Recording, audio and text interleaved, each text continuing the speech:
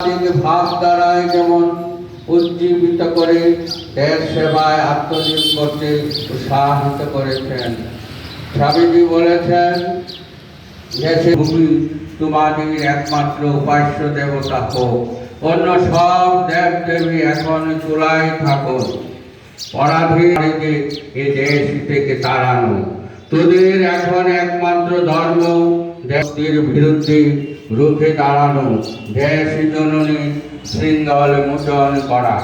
নেতাজি সুভাষচন্দ্র বসু দেশবাসীদের বলেছিলেন, তোমরা আমাকে রক্ত সংগ্রাম, বিভিন্ন বিপ্লব, আত্মত্যাগ, আত্মবলিদানের মধ্য দিয়ে ভারতবাসী 15 আগস্ট 1947 সালে মাতৃভূমিকে পরাধীনতার আত্মগ্লানি থেকে মুক্ত করে।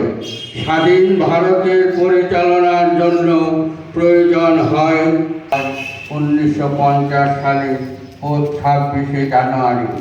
ডক্টর জানুয়ারি প্রজাতন্ত্র দিবসের প্রথম, সেদিন থেকে ভারতের প্রজাতন্ত্র দিবস।